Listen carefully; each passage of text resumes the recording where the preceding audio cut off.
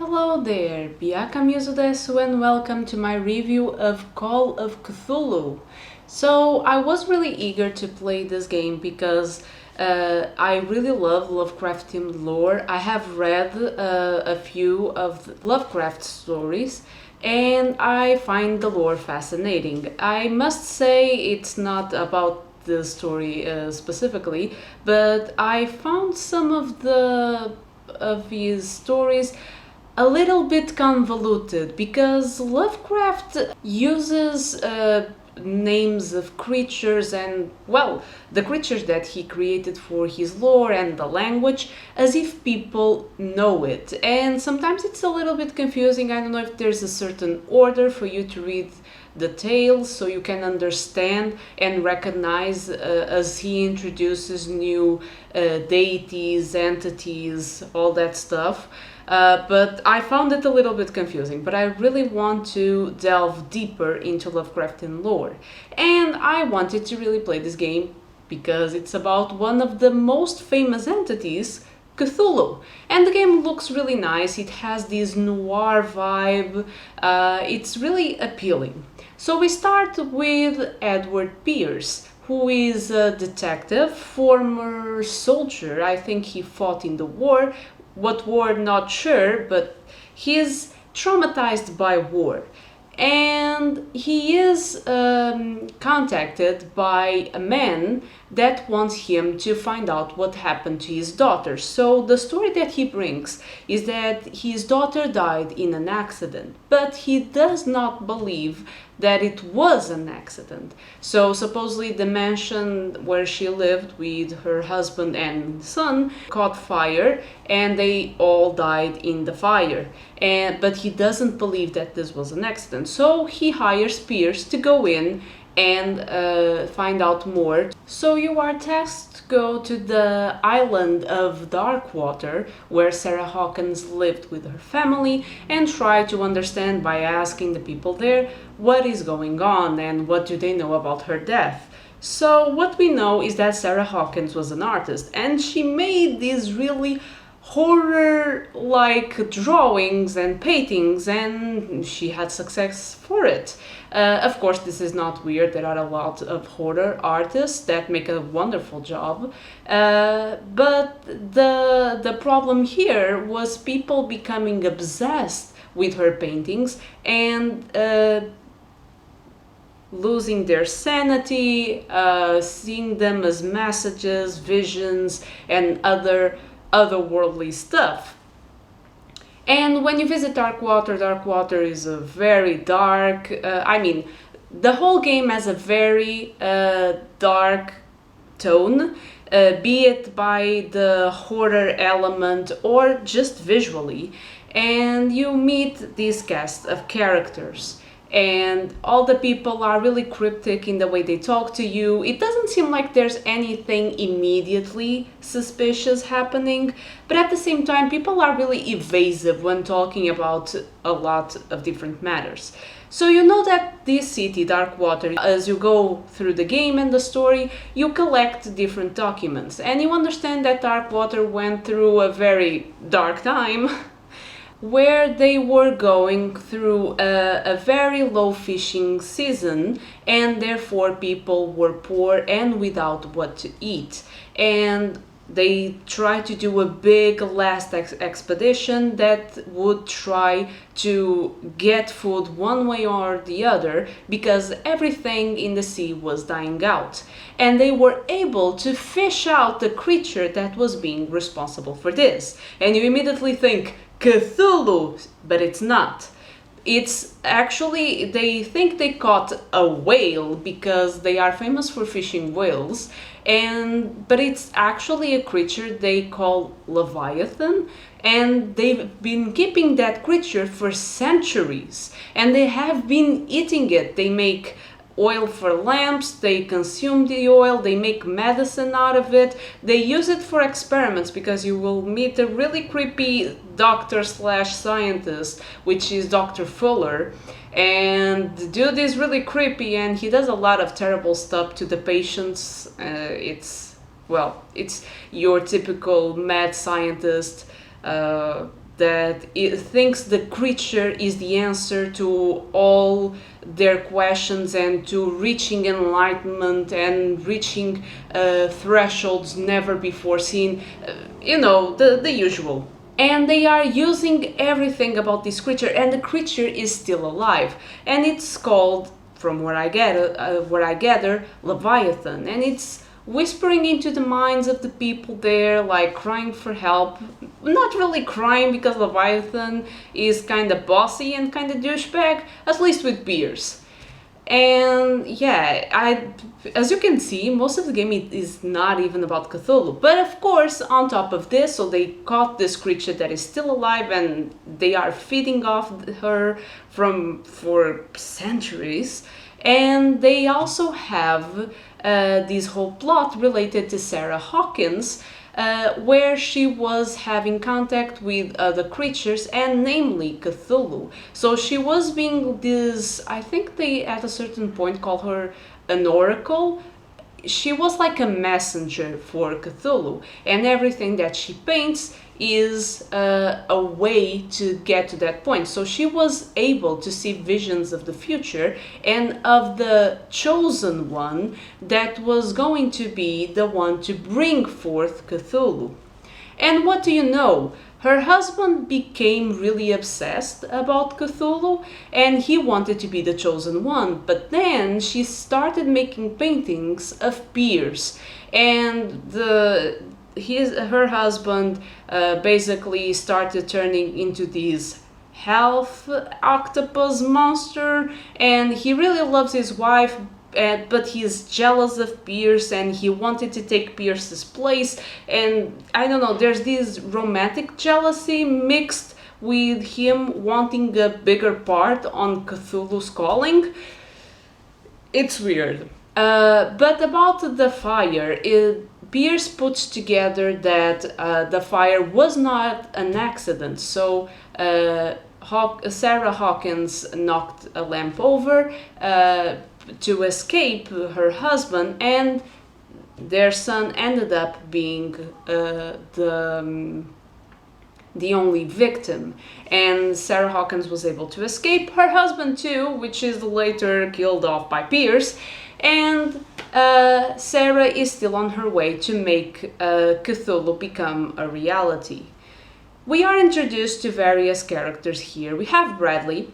I actually really enjoyed Bradley because he's introduced like this hard cop that is difficult to convince, but then as you get to know him, he becomes soft. He really wants to help Pierce uncover what is happening because he feels like there's something wrong in this city, even though at first he's like, you're an outsider and I don't think this is a good idea, but he softens up as you go along. There's actually this weird moment because Bradley is always working with you and he confides with you as you go as you progress in the story, and there's this at the very last moment where Bradley takes you out of prison and he's transforming. I don't know if he's transforming, but he's being controlled by the creature, and he's having these really bad headaches, and he says, shoot me, or something really bad will happen, and you have the decision in your hands, because this actually is a game based on decisions. And I didn't understand the consequence of my action, because I decided not to shoot Bradley, because of all the relationship that he and Pierce are able to build. And he says, you fool, you will regret this. And I just walk out and go away, and I never again see Bradley until the end of the game. So what was the point of this choice? What would happen if I had chosen to shoot him? Who knows? But well, then you have Maria. Maria is actually a friend of Bradley, And I don't know if there's like some romantic connection between them, but they are good friends. And Bradley is working with Pierce and trying to protect Maria. Maria is also helping them because Maria is a nurse at the hospital that Fuller works, and she's trying to get her hands on some documents and understand what is happening with the patients, because she's seeing all this weird stuff happen around the patients, then become them transforming or having very unusual illnesses, and patients that go to the basement to have special treatment done by Fuller and never return. And yeah, she, on her endeavors to try to help Pierce and Bradley, she ends up falling victim to Fuller and also being mind controlled to join the cult to call forth Cthulhu.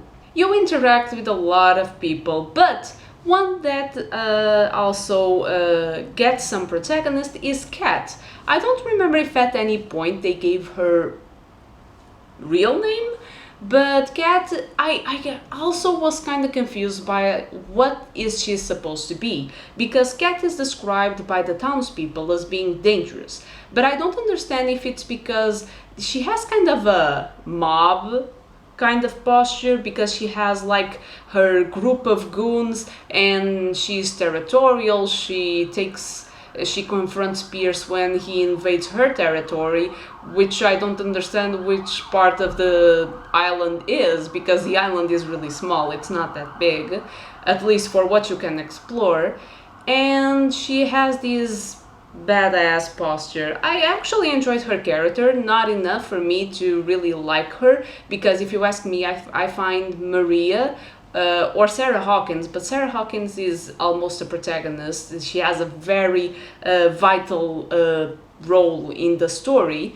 But Cat is really interesting. She's a different kind of character, and she is also in her own way trying to investigate what is happening around town. And actually, at a certain point of the story, Pierce is able to connect to a book. I don't remember the name of the book specifically, but it's part of Lovecraft's lore, and he assumes the role of certain characters. So at a certain point you are able to play as Maria and you are able to play as Cat. I don't remember if you were able to play as any other character, I think not.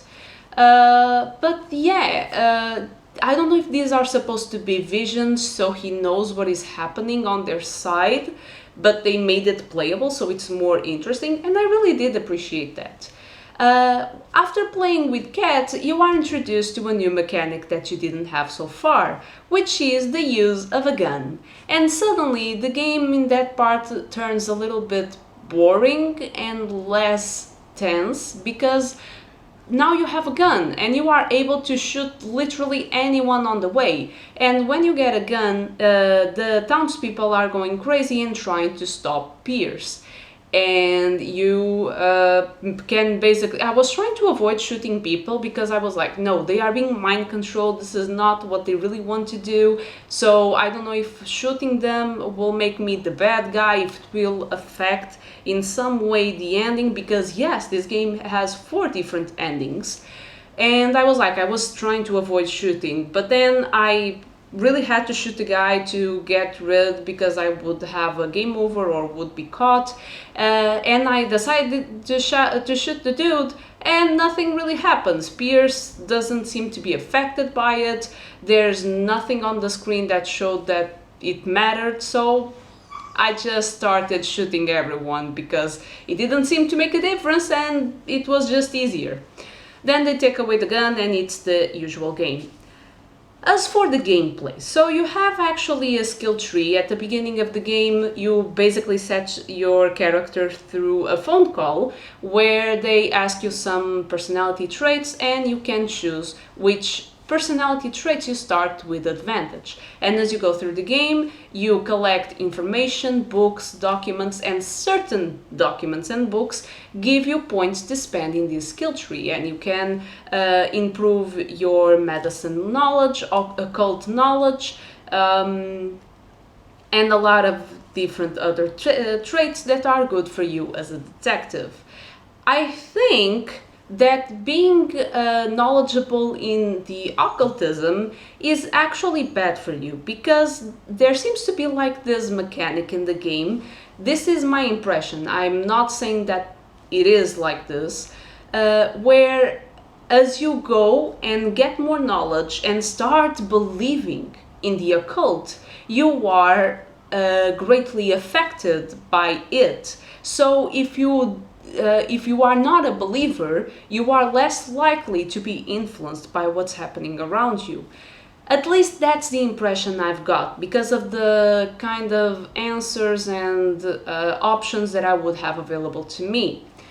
The game is really interesting because even though it's a linear story, you have different types of gameplay, moments where you are using your detective vision to rebuild a crime scene or a scenario, and you have different puzzles that go, but they pop up. Oh, by the way, I just remembered that you also play with Sarah Hawkins, where you are fighting one of the creatures that is an enemy in this game. The design is really creepy, and the chase scenes where you have a chase scene with Pierce and then that section with Sarah Hawkins are actually stressful, so kudos for that one.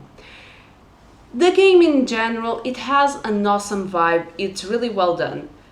As for the name of it, Call of Cthulhu, I mean, yes, you are trying, these people in this town are trying to call forth Cthulhu, but apart from that, you never see Cthulhu as a threat. And there's only one ending where you are able to perform the ritual that you actually see Cthulhu. So, yeah, it's in the name, but then in the game, it's not. I don't think this is a bad thing. I feel like they created a lot of expectation, and then you only see Cthulhu for a second and it isn't nothing special. I did 3 of the 4 endings because it's actually really, I mean, it's awesome that they let me load the last save and I was able to try 3 endings because I was able to unlock them all. So I refused to do the ritual. I actually don't remember what happens there. So I refused to do the ritual. I did the ritual, and there was another ending that I'm actually forgetting. But I feel like there's never a satisfying ending for Pierce, because in one ending he ends up crazy and one more patient in Fuller's hospital. In another ending, he returns. I think it was the better ending, that one, but still not really happy. In another ending, he returns to his office, and I don't remember where it was actually, but he is haunted by Sarah Hawkins' death, because she ends up sacrificing herself, killing herself, due to all the things that she's done so far, even if it was brainwashed. And he is looking at a painting, adding one more trauma to his life and drinking away his depression. And there's another ending where he stays on the island where Cthulhu was called forth, and he's there just being violent, killing the people that were there because everyone is going crazy and killing, murdering, eating of each other. I don't know, it was really confusing, and it goes in line with the horror vibe, but it was really weird also.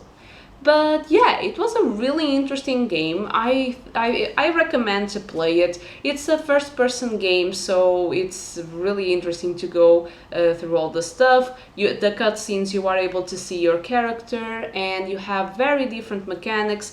I enjoyed, although I was a little lost on that part, I enjoyed when you were going through different places, like the hospital, and you had to use different lamps with different lights to activate sigils, symbols, to go through all that madness. And moments where Pierce could not look directly at the creature or he would start to go crazy. That kind of stuff was really awesome. I think the game has a nice concept and is very well done. Sometimes I'm not sure my decisions really made a difference. By the way, there was a decision where you could save, I don't remember who the guy was, or Cat, because you find medicine, they are both injured fatally, and you can give medicine to one of the two, and I decided to save Cat because she's more present in the story. I don't know what is the difference, because I think they give you different stuff, maybe. I don't know. You at least get a trophy for saving either, so if you want to do 100% of the game, you have to play it again.